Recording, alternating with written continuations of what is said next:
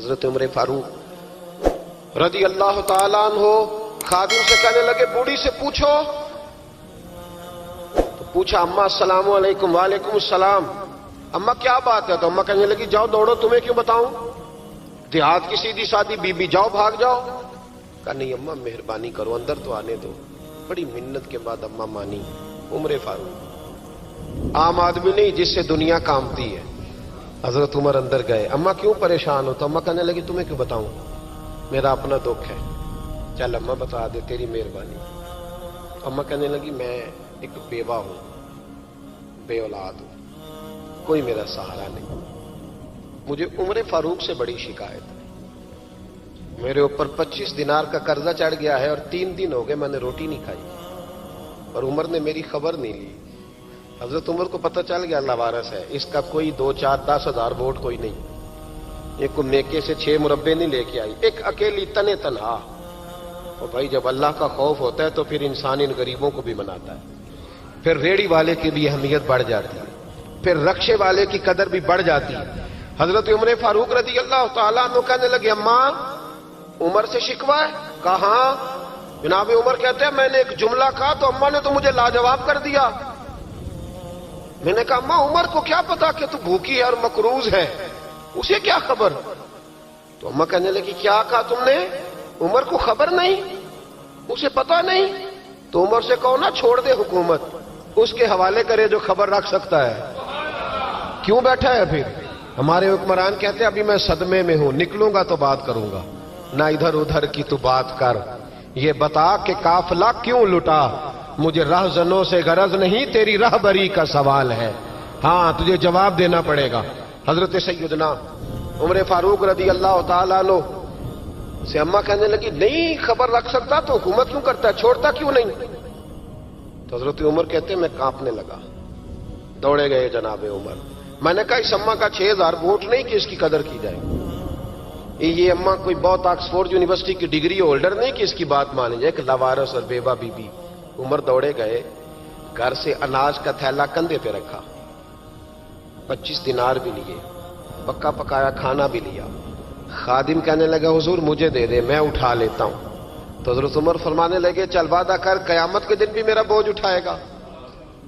کہنے لگا جی نہیں وہاں نہیں اٹھا سکتا. فرمایا پھر آج بھی نہ اٹھا، مجھے ہی اٹھانے دے، یہ میرا بوجھ ہے تو مجھے ہی.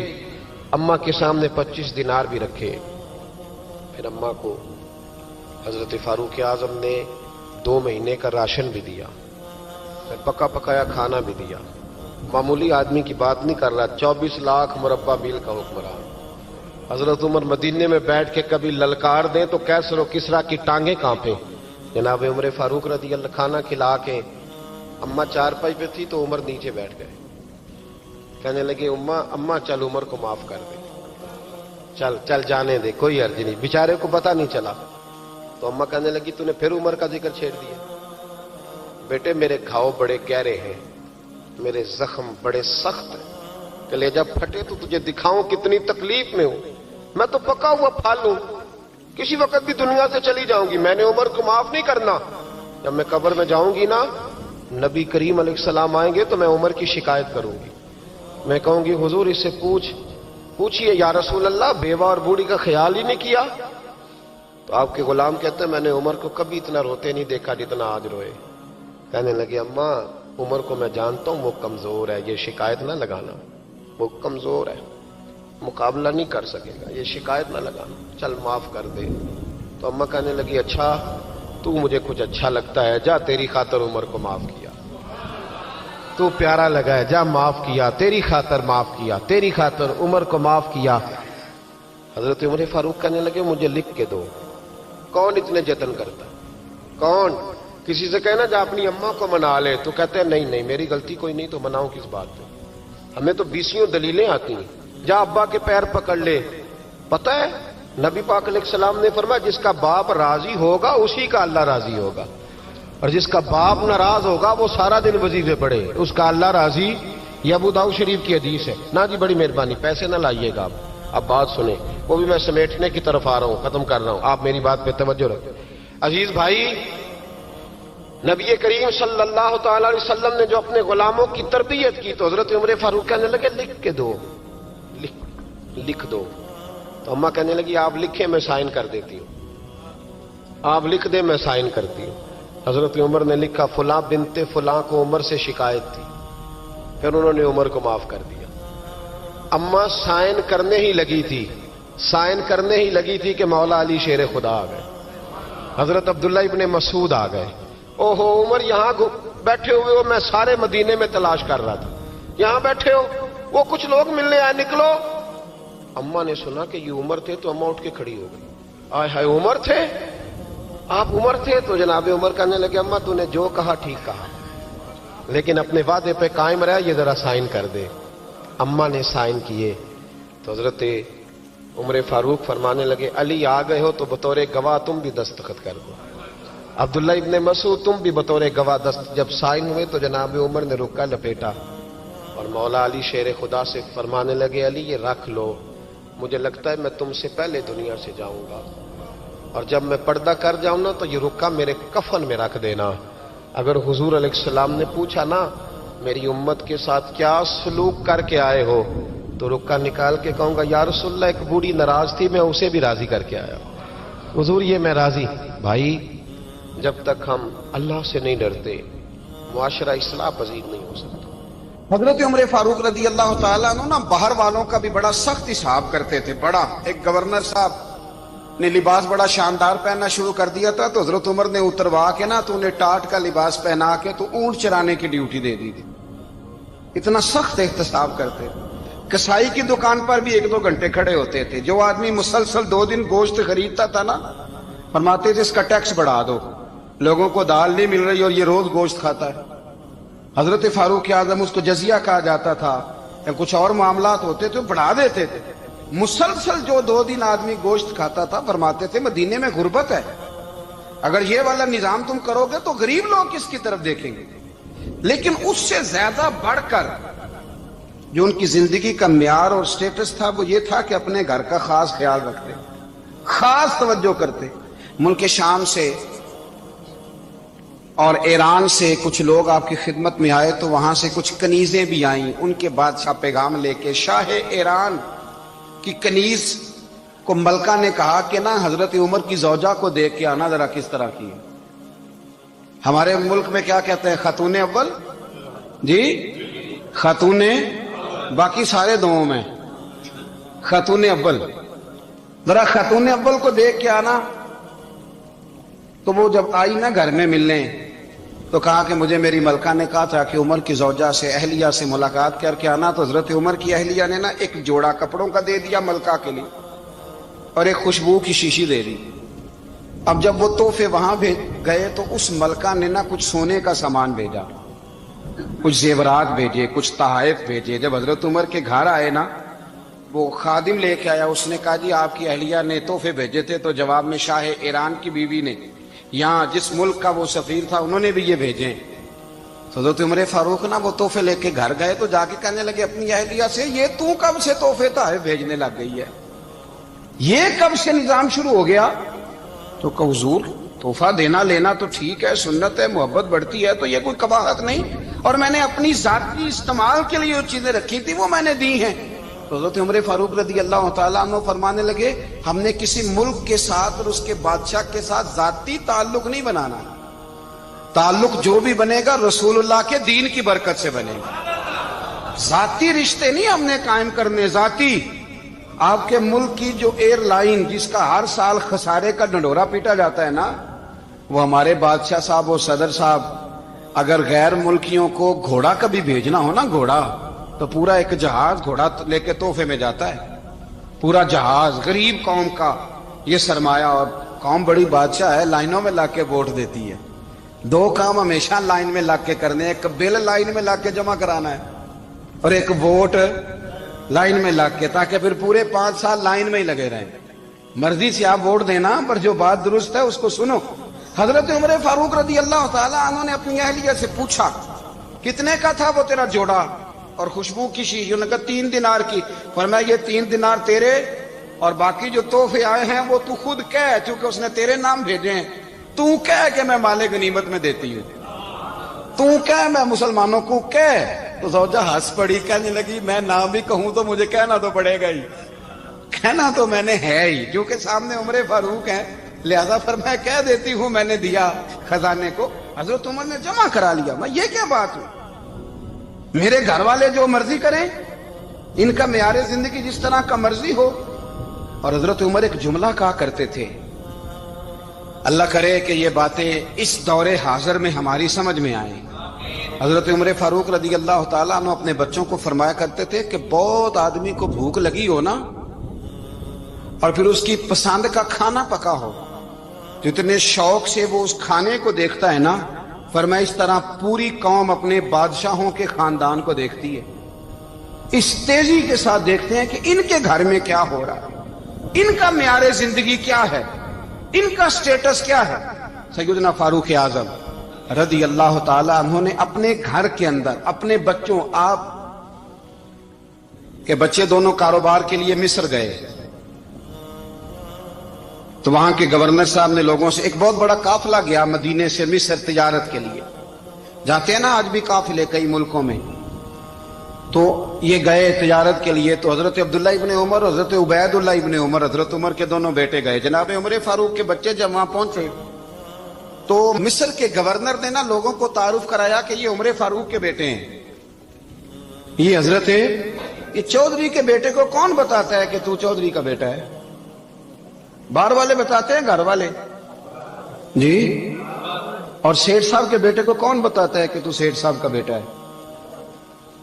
اور مالک کو کون بتاتا ہے کہ تو مالک کا بیٹا ہے اور یہ کرایہ دار ہے؟ یہ کون بتاتا ہے؟ یہ سوچ ہم دیتے ہیں بچوں کو. چودھری اور کمی کی سوچ, امیر اور غریب کی سوچ, مالک اور کرایہ دار کی سوچ, گھر کے مالک کی اور کام کرنے والے کی سوچ, یہ ہم دیتے ہیں. یاد رکھنا, یہ ہم دیتے ہیں, یہ ہمارا مزاج ہے, یہ باہر سے نہیں آتی. تو کوئی شہزادہ ہے, تو سیٹھ ہے, تو نواب ہے, یہ سوچ باہر سے نہیں آتی. یہ اماں سوچ دیتی ہے, اماں, یہ ابا سوچ دیتا ہے. اور پھر جب تباہی اترتی ہے تو اس کے ذمہ دار بھی باہر والے نہیں ہوتے, گھر والے ہوتے ہیں. گھر والے, ہمارے بچوں کی طبیعتوں پر زیادہ نقش باہر والوں کا نہیں ہوتا, گھر والوں کا ہوتا ہے. یاد رکھیے گا. حضرت عمر فاروق رضی اللہ, بچے ہیں, شہزادے ہیں, وہ کاروبار کرنے گئے اور وہاں لوگوں نے بتایا گورنر صاحب نے کہ یہ فاروق اعظم کے بچے, امیر المومنین کے. لوگوں نے ان سے زیادہ مال خریدا, تجارت میں زیادہ نفع ہوا. ظاہر ہے کہ وہ آپ کے جو اللہ خیر کرے حکمران ہیں, ان کے کاروبار کتنے ملکوں میں ہیں, کس بنیاد پر ہیں؟ وہ صرف اس بنیاد پر کہ وہ حکمران رہے, ان کے لیے آسان تھا بڑے لوگوں سے تعلقات بنانا. حضرت عمر فاروق رضی اللہ تعالیٰ عنہ کے بچے ڈھیروں مال کما کے جب واپس آئے نا, تو حضرت عمر سے آ کے بچوں نے بطور محبت کا, ابا جی اللہ نے بڑا ہی فضل کیا ہے, بڑا مال کمایا الحمدللہ, یہ دیکھیں کتنا نوازا ہے. تو حضرت عمر کہنے لگے سارے قافلے نے اتنا ہی کمایا ہے, سارے قافلے نے اتنا ہی کمایا ہے؟ تو حضور نہیں, سارے قافلے نے اتنا نہیں کمایا, سب کو اتنا نہیں ملا. وہ تو وہاں گورنر صاحب نے لوگوں کو تعارف کرایا تھا کہ یہ عمر کے بچے ہیں, تو لوگوں نے پھر ہم سے بڑا ہی خریدا. تو حضرت عمر فرمانے لگے ٹھیک ہو گیا, میں بات سمجھ گیا. اس طرح کرو, جو تمہاری اصل زر تھی نا, جو راز تھی, وہ رکھ لو, اور باقی سارا مال مال خزانہ میں جمع کرا دو. اس لیے کہ یہ تم نے تجارت نہیں کی, یہ تم نے اپنے باپ کا نام بیچا ہے, یہ تم نے امیر المومنین کے بیٹے ہونے کا فائدہ اٹھایا ہے. فرمایا یہ تمہارا نہیں حق, یہ مسلمانوں کا ہے. اس لیے کہ یہ مال تم نے محنت سے نہیں کمایا, یہ باپ کی کرسی کا فائدہ اٹھایا ہے. اور فرمایا اگر تم نے مال جمع نہ کرایا تو میں مال بھی لے لوں گا زبردستی, اور کوڑے بھی ماروں گا, ڈبل سزا دوں گا. مرضی سے جمع کراؤ گے تو کوڑوں سے بچ جاؤ گے. بڑے بیٹے نے تو جمع کرا دیا, تو چھوٹا تھوڑا پریشان ہوا. تو حضرت عبداللہ ابن عمر چھوٹے کا ماتھا چوم کے کہنے لگے بیٹے چپ کر کے جمع کرا, یہاں بھی فخر کر کے ہم عمر کے بیٹے ہیں, اور قیامت میں بھی فخر کریں گے کہ ہم فاروق اعظم کے بیٹے ہیں. یہاں بھی ناز کریں گے اور وہاں بھی ناز کریں گے کہ عمر کے بچے ہیں. ہمارے باپ نے خود بھی حلال ہی کھایا ہے, اور جب ہماری کمانے کی باری آئی ہے تو ہمیں حکم بھی حلال کھانے کا دیا. بھائی ہمارا مزاج نہیں.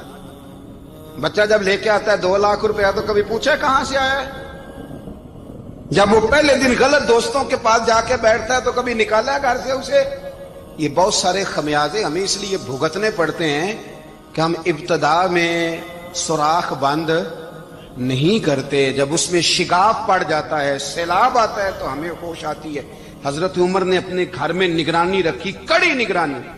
زیادہ نماز گھر میں پڑھتے تھے حضرت عمر، نفلی نمازیں زیادہ کیوں بلا؟ بھائی یاد رکھیں کہ آپ نے اگر سجدہ کرنا ہے تو بچہ لیٹ جائے گا، وہ اسے پتا کوئی نہیں سجدہ کیا ہے، لیکن جب گھر میں کبھی قرآن ابا جی کھول لئی نا، جب ابا جی کا موڈ بن جائے نا لیکچر دینے کا، وہ گھر میں شروع ہو جاتے ہیں، کہتے ہیں آپ لوگ نماز نہیں پڑھتے اس لیے میرے کاروبار میں برکت کوئی نہیں، تم سویرے قرآن پاک نہیں کھولتے تو میں تباہ ہو گیا۔ تو میاں آپ نے کب گھر میں قرآن پاک کھولا تھا؟ آپ نے کب نماز پڑھی؟ آپ نے کب گھر کے اندر اللہ رسول کا ذکر کیا تھا؟ آپ نے کب حدیث چھیڑی؟ آپ نے بھی تو گھر کے اندر جب بھی آپ آئے ہیں تو آپ نے وہی کچھ کیا جو دنیا دار کرتے ہیں۔ آپ بھی تو اپنا موبائل لے کے الگ کونے میں بیٹھ گئے، آپ نے بھی تو کہا ہے کہ اب تمہارے چینل ختم، اب میری مرضی والا چلے گا۔ تو جو آپ نے کیا ہے بچے بھی وہی کام کریں گے۔ آپ نے بھی گپ شپ لگائی ہے تو وہ بھی لگا رہے ہیں۔ یہ سمجھ لیں جو کام آپ کریں گے آپ اپنے بچوں کی سیرت میں اس کا جلوہ دیکھ لیں گے۔ بڑی پکی سی بات ہے کہ آپ کو بچے کی عادتیں دیکھ کے سمجھ آ جائے گی کہ میں بھی یہی کرتا تھا اور یہ بھی۔ حضرت عمر فاروق رضی اللہ تعالیٰ عنہ وصال فرما گئے تو آپ کے وصال کے بعد حضرت عثمان غنی رضی اللہ تعالیٰ عنہ نے آپ کی ایک بیوہ سے نکاح کیا، حضرت عمر کی ایک بیوہ سے۔ جب وہ آپ کے نکاح میں آئی تو کہنے لگی حضرت عثمان غنی سے کہ حضور نہ تو میں خوبصورت ہوں اور نہ میں جوان ہوں، نہ آپ کی کوئی خدمت کر سکتی ہوں، میرے ساتھ نکاح کرنا سمجھ میں نہیں آیا۔ کیا شاندار جواب دیا حضرت عثمان غنی نے، کیا خوبصورت جواب دیا۔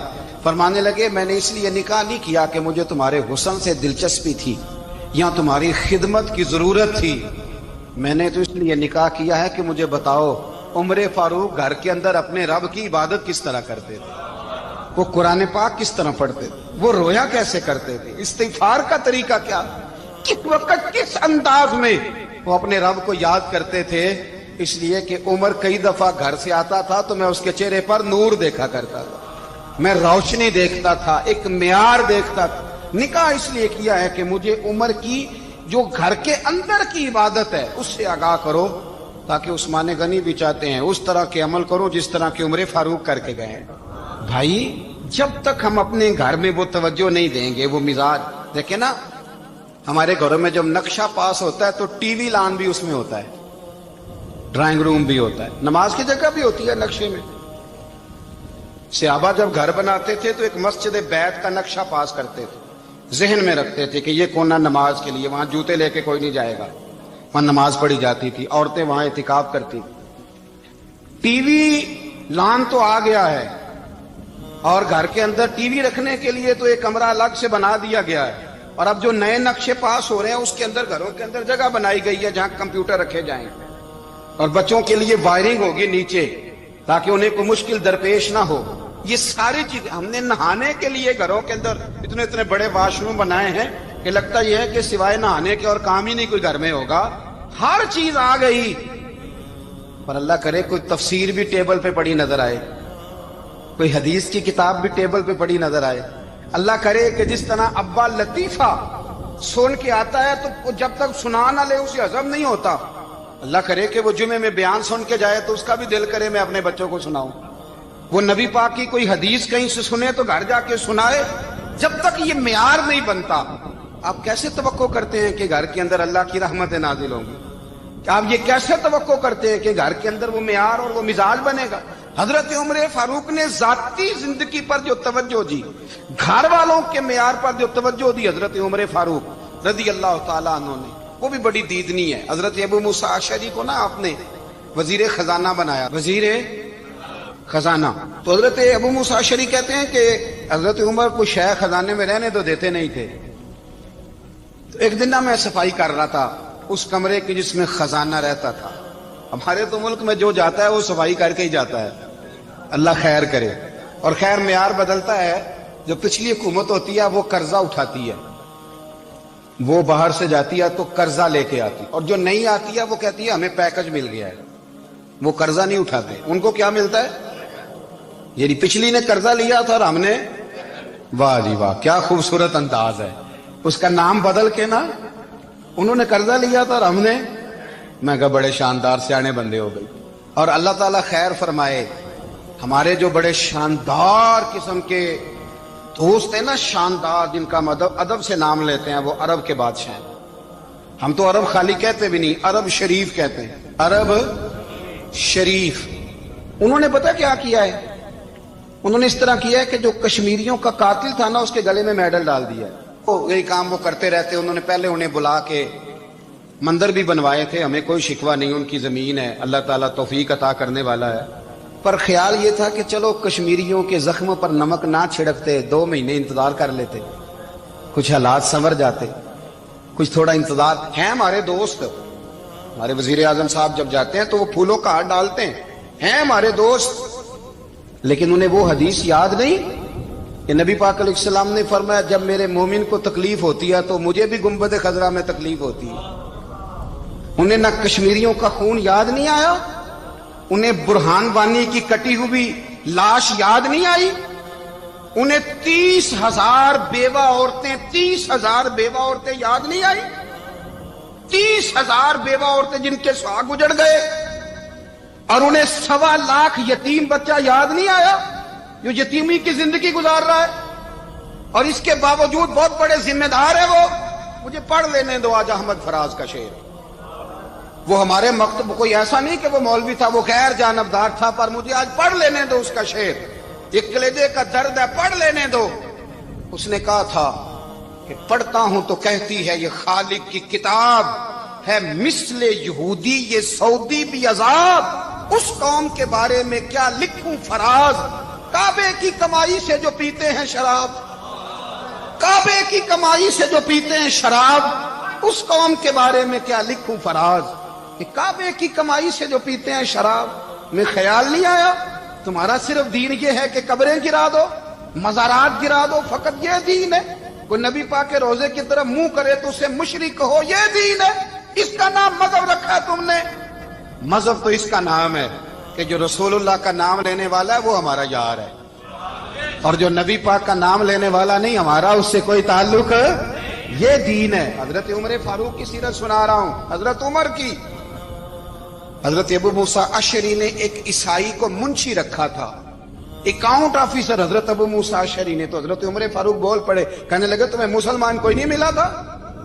کلمہ گو نہیں تمہیں نظر آئے؟ کشمیریوں کی لاشیں نظر نہیں آتی؟ ان کا خون بہ رہا ہے، تباہی اتر رہی ہے، اور تم قاتل کو گولڈ میڈل پہنا رہے ہو؟ اور یاد رکھنا، جب مسلمانوں کی بچیاں روندی جاتی ہوں نا تو پھر اسلام امن کا درس نہیں دیتا، پھر اسلام جہاد کی بات کرتا ہے، پھر اسلام جہاد کی بات کرتا ہے، جہاد کی۔ وہ قومیں غیرت مند نہیں ہوتی کہ جن کے گھروں میں آگ لگی ہو اور وہ غیروں کو ہار پہناتی پھرے۔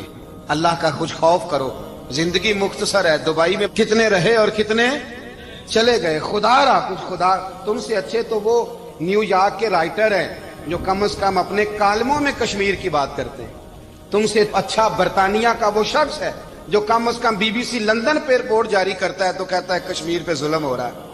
تم سے تو وہ اچھے رہ گئے، تم نے بات کرنا تو دور کی بات، تم نے دشمنوں کے گلے میں ہار پہنانے شروع کر دیے۔ کل جب پوچھیں گے بلا کے تم کو اپنے سامنے، کیا جواب جرم دو گے تم خدا کے سامنے؟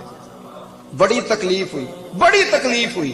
وہ نا منصور حلاج کو پھانسی دی جا رہی تھی، تو حضرت جنید بغدادی بھی آ کے دیکھنے لگے، تو منصور حلاج کہنے لگے بابا سارا زمانہ دیکھے پر تو نہ دیکھ، سارا زمانہ تماشا دیکھے انہیں تو پتہ کوئی نہیں نا، تو نہ دیکھ۔ عرب شریف والو، ٹرمپ اسے انعام دیتا تو تکلیف کوئی نہیں تھی، ملکہ وکٹوریا اسے انعام دیتی تو تکلیف کوئی نہیں تھی، پر تم تو نہ ایسا کرتے، تم تو اپنے تھے، تم تو کلمہ گو تھے، تم تو یہ ظلم نہ کرتے، تم تو یہ حرکت نہ کرتے۔ میں کہتا ہوں ٹھہر ہی جاتے، جانا نہیں دنیا سے، اللہ کے حضور حاضر نہیں ہونا۔ جب رسول اللہ قبر میں آئیں گے تو کیا جواب دو گے؟ خدا را، حضور نے فرمایا تھا گناہ روک نہیں سکتے تو دل میں ہی برا جان لو، ذالک اضعف الایمان، یہ کمزور ایمان ہے، کم از کم اتنی حد تک تو آ جاؤ، دشمن سے گلے تو نہ ملو۔ خدا را سمجھیں، ہمارا پہلا تعارف یہ ہے کہ ہم رسول اللہ کے غلام ہیں۔ اقبال نے کہا تھا وطن کا بت نہ بنانا، وطن کو بت نہ بنانا۔ اقبال کہنے لگے ان تازہ خداؤں میں بڑا سب سے وطن ہے، جو پیرہن اس کا ہے وہ مذہب کا کفن ہے، اس لیے کہ بازو تیرا توحید کی قوت سے قوی ہے۔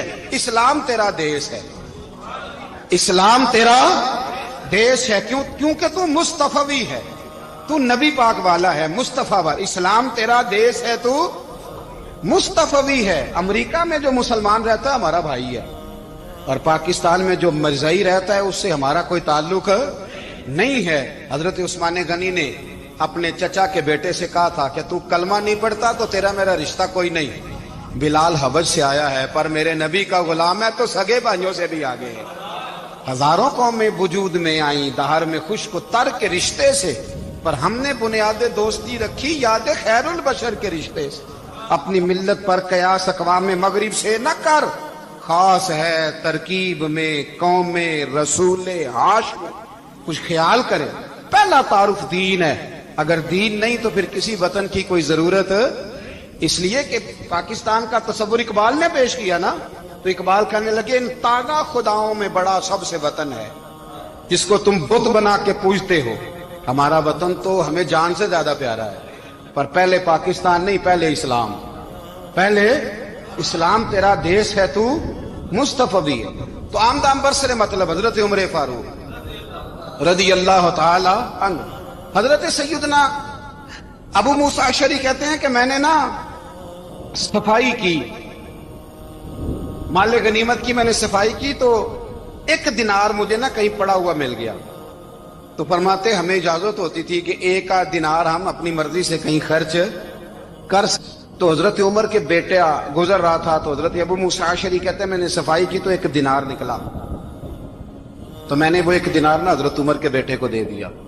میں نے کہا لو بیٹا اپنے چچا کی طرف سے تحفہ۔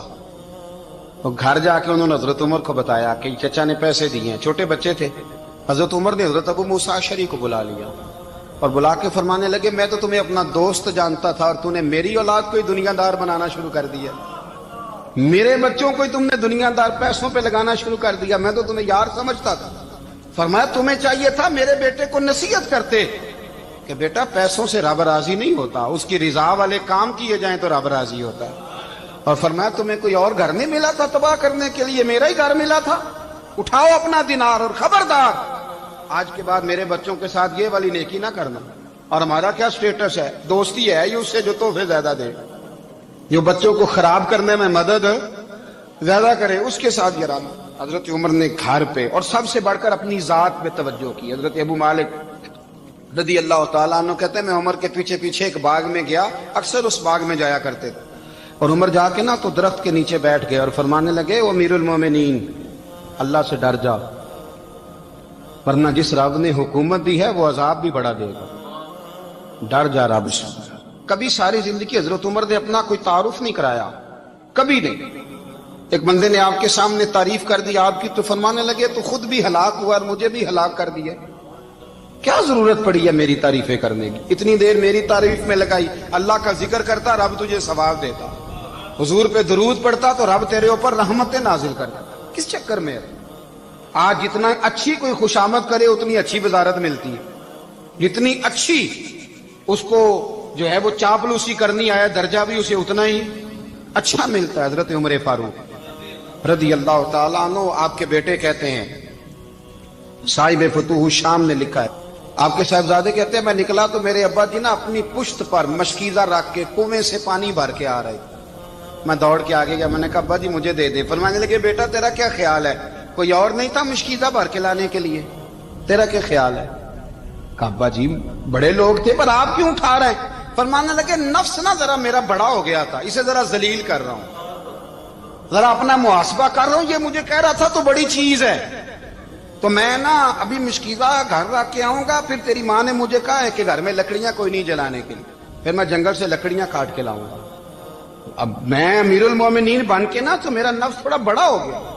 اب یقین کریں ہمارا ہاضمہ خراب ہو جاتا ہے جب تک ہمارا تعارف صحیح نہ ہو، ہمارا تعارف ٹھیک نہ ہو، میں یہ ہوتا ہوں میں وہ ہوتا ہوں، چھوڑ مٹی دیں تے مٹی رہنا ہی، مٹی دیں تے مٹی دیں تے مٹی رہنا ہی، ایویں کادی بلے بلے اج مٹی دے اتے بندیا تے کل مٹی دے تھلے، مٹی دیں تے मिट्टी रहने कादी बल्ले, मुझे पूछ लो, मुझे जान लो, मेरा नाम ले लो, मैं भी आया हूं, मैं भी होता हूं, मेरा भी ये तज़किरा है। मैं बदकार पुराना खादम, किसे दर मिली न ढोई, ये ते वासफ यार ने नजर जो की थी ते वासफ ही हुई।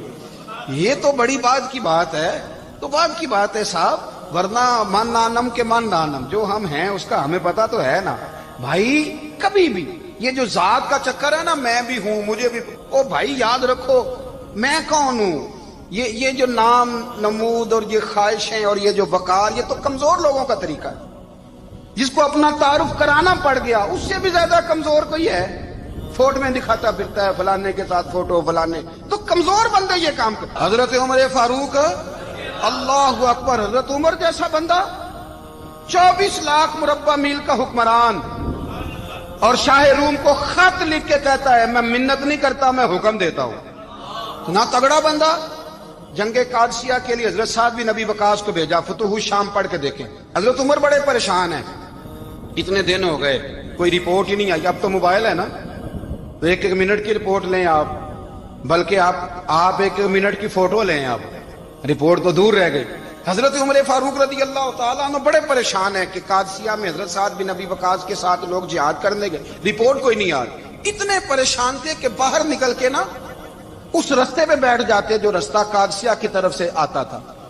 उस जो भी आता जाता पूछते जंग के क्या हालात हैं। उधर जब अल्लाह ने फतह दे दी ना, तो हजरत साद बिन नबी वकास रदी अल्लाह ताला उन्होंने ना एक कासिद को खत दे के भेजा, कहने लगे उमर के पास जाओ, उन्हें इत्तला दो कि अल्हम्दुलिल्लाह अल्लाह ने इस्लाम को फतह अता कर दी। ये हजरत उमर को जाके देना, वो बड़े परेशान होंगे। वो जो उस जमाने में इस तरह होता था कि कई दूर दूर से सहाबा जो दूसरे शहरों के मुल्कों के रहने वाले होते थे, वो भी आके शामिल हो जाते थे जिहाद में। कोई एक दफा मदीने आया, कोई 2 दफा आया, फिर अपने अपने इलाकों में। बहुत सारे लोगों ने ज्यादा दफा हजरत उमर को देखा भी नहीं था।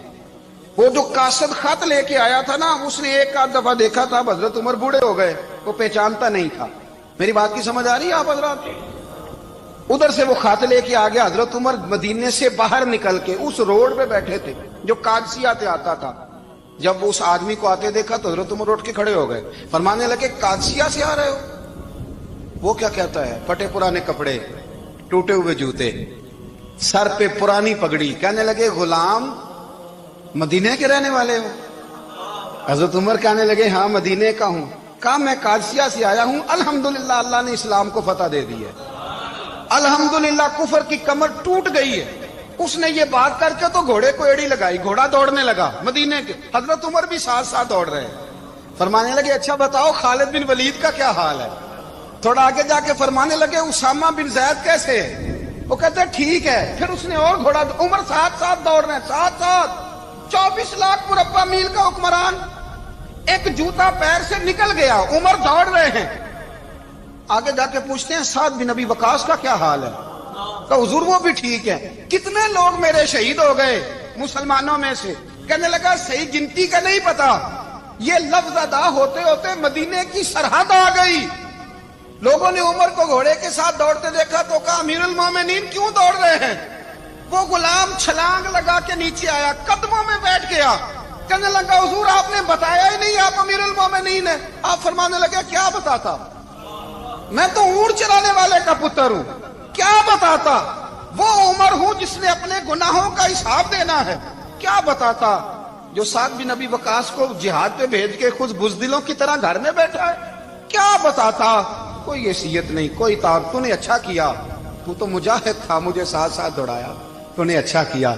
जितने लोग थे चीखे मार के रोने लगे। हजरत फारूक आजम से कहने लगे उमर जब तक तेरे जलवे रहेंगे अल्लाह कामयाबियां ही अता फरमाएगा, जब तक तेरा रंग रहेगा अल्लाह ताला नवाजता ही रहेगा। कुछ नहीं, कभी अपना आप जाहिर ही नहीं किया। बहुत बड़े थे, बहुत बड़े थे हजरत उमर, बड़े थे, लेकिन सारी जिंदगी अपने मुहाज। हजरत अबू राफे गुलाम थे, कुरान पाक बड़ा सोना पढ़ते थे। हजरत उमर जब भी उन्हें मिलते कहते अबू राफे तो उमर से अच्छा है, कुरान बड़ा शानदार पढ़ता है। तो वो कहते हुजूर अगर मैं कुरान सही पढ़ता हूं तो आपको कुरान की तशरीह ज्यादा सही आती, आप भी तो मुझसे अफजल हैं। तो आप फरमाते नहीं फिर भी तो मुझसे अफजल है। क्यों? इसलिए कि तू अपने गुलाम अपने आका की नौकरी भी ठीक करता है और रब की इबादत भी ठीक करता है। اور مجھے خالص صرف عبادت کرنی ہوتی ہے وہ بھی ٹھیک نہیں کر پاتا. ساری زندگی اپنا محاسبہ، ساری زندگی اپنے گریبان میں دیکھا، ساری زندگی اپنے آپ کو پرکھا، اپنے آپ کو ٹٹولا. 62 سال عمر بیت گئی. حضرت حذیفہ بن یمان ایک صحابی تھے. میرے نبی کریم علیہ السلام نا ان سے راز کی باتیں کرتے تھے. ہر بندے کا ہاضمہ ٹھیک نہیں ہوتا، سب سے راز کی بات نہیں کرنی چاہیے. حضرت حذیفہ بن یمان کہتے ہیں حضور راز کی باتیں بتاتے. مدینہ منورہ میں جو منافقین تھے ان کی لسٹ بھی نبی پاک نے حضرت حذیفہ بن یمان کو دی تھی. جب کوئی مشکوک آدمی مر جاتا نا تو صحابہ کہتے ہیں ہم دیکھتے اگر حضرت حذیفہ نے جنازہ پڑھا تو ہم بھی جنازہ پڑھ لیتے. نبی پاک نے بھی کچھ جنازے نہیں پڑھے. ترمذی میں ہے فرمایا عثمان سے جو بغض رکھے اس کا جنازہ نہیں پڑھیں گے.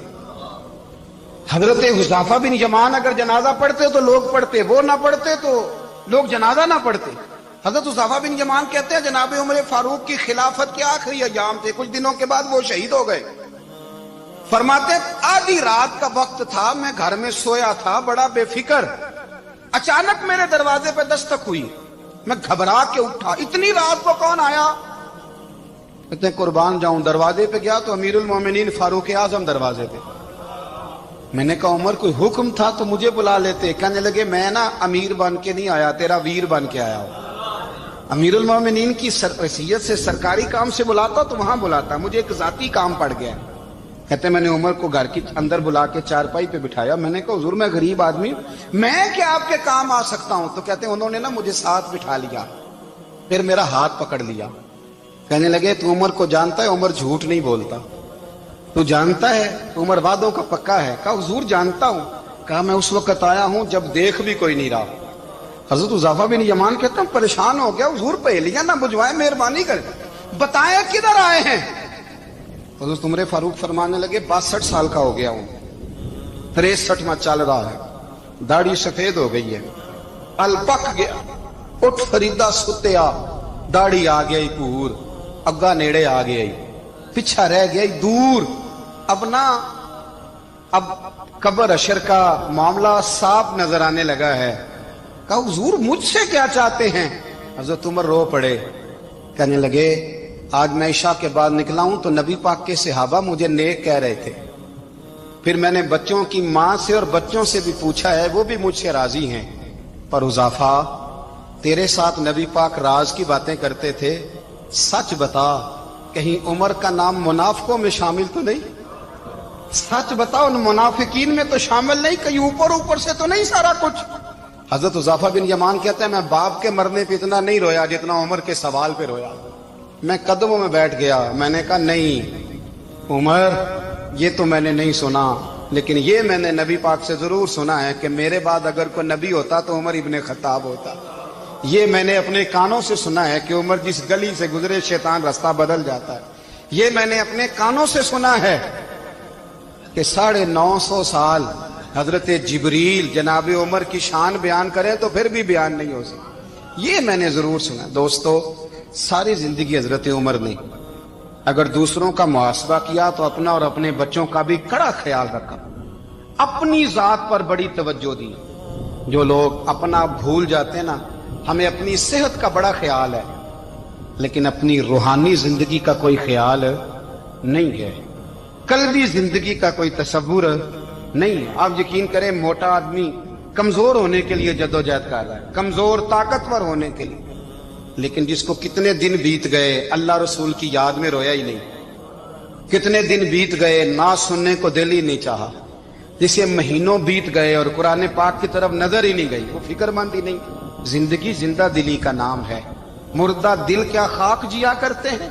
بھائی حضرت عمر کی زندگی دور حاضر میں ہمیں یہ سبق دیتی ہے کہ کڑی نگرانی رکھو اپنے پودوں کی، کڑا خیال رکھو اپنے ذاتی باغ کا، اور یہ جو تمہارے دل کی دنیا ہے یہ تمہاری روح کی زندگی ہے، اس کا محاسبہ کرتے رہو. نبی کریم علیہ السلام نے فرمایا اپنا حساب خود کر لو قبل اس کے کہ تمہارا حساب کیا جائے. اپنا حساب بولیے، اپنا حساب.